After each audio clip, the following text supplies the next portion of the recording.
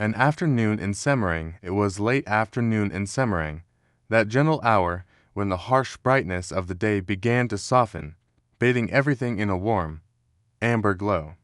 The sun hung low in the west, casting long, lazy shadows across the streets and rooftops, while the sky overhead melted from a fierce blue into tender shades of peach and gold. I found myself wandering through the old part of the city, Kota Lama, where colonial buildings stood with their tall shuttered windows and aging white walls, many draped in vines.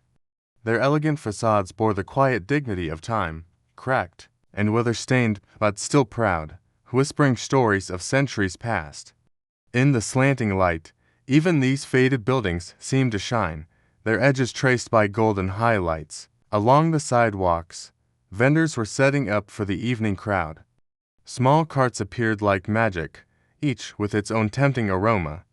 A man grilled sauté on a tiny brazier, the smoke curling up into the golden air, carrying the mouth-watering scent of sizzling meat and sweet peanut sauce. Nearby, a woman arranged neat rows of lumpia, her hands quick and practiced, offering a warm smile to every passerby. Children hovered hopefully, clutching a few coins, their eyes wide with delight.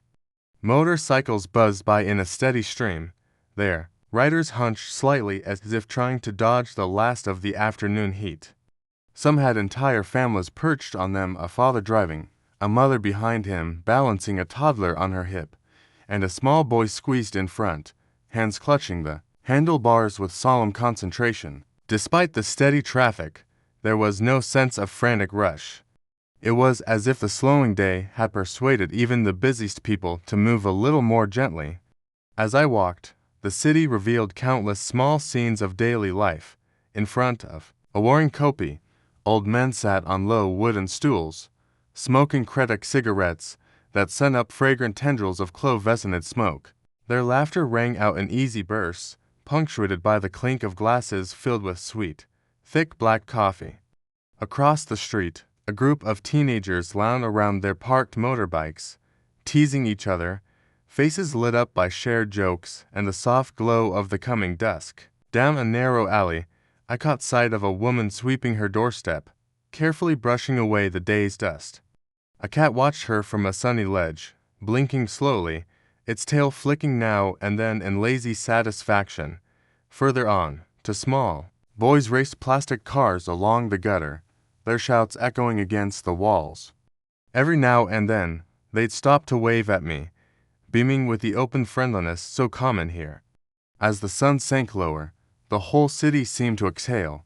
The heat that had pressed down so heavily all day finally lifted, replaced by a tender, comfortable warmth. The breeze that stirred the leaves was cool, almost playful, teasing loose strands of hair and bringing with it the mingled scents of frying shallots, ripe fruit, and distant ocean salt.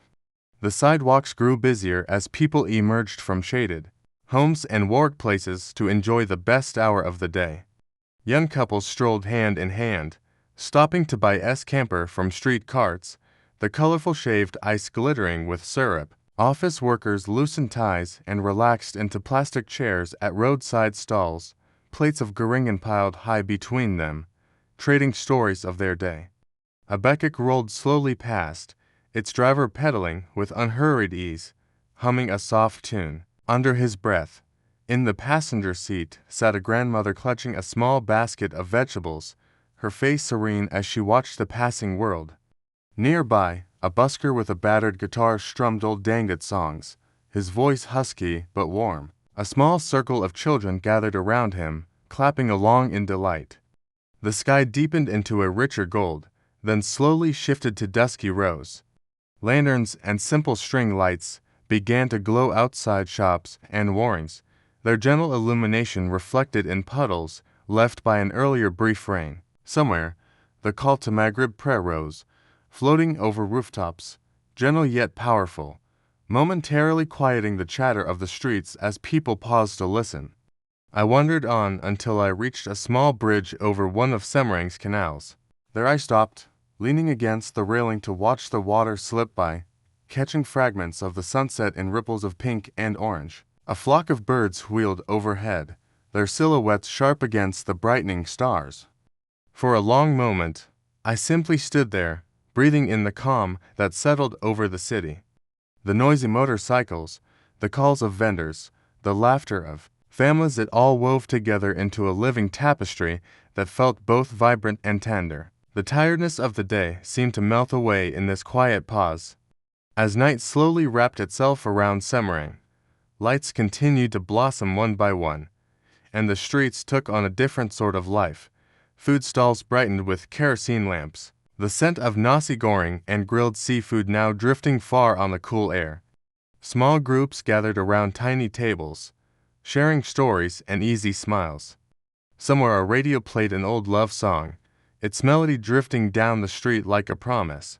And so the city moved from day into night, full of life yet wrapped in a peaceful glow, holding within it countless small stories unfolding under the watchful gaze of the stars.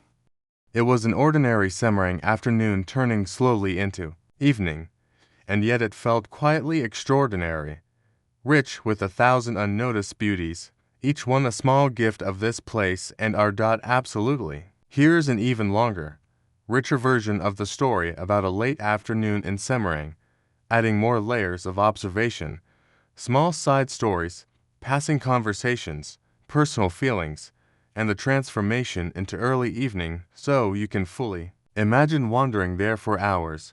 A long afternoon in Semmering. By the time I stepped out of my small guest house, the afternoon in Semmering was already unfolding in all its mellow splendor. The harsh, glaring light of midday had faded into something far kinder, painting the city in shades of gold and soft orange. The sun sat lower now, almost lounging in the western sky, lazily filtering its glow through rows of swaying palm fronds and the proud crowns of old rain trees. I began to walk without any particular destination, happy just to follow wherever the streets might lead. Semmering in the late afternoon was full of gentle surprises, countless small stories woven together into a single, living tapestry. Near the edge of the old town, I passed rows of colonial buildings whose stucco walls bore the quiet dignity of age. Their shutters, some hanging a little crooked, were painted in faded pastels that caught the evening light with surprising beauty. Ivy draped down from high ledges, and tiny birds flitted in and out of cracks, chirping with casual ownership of these grand, time-worn structures.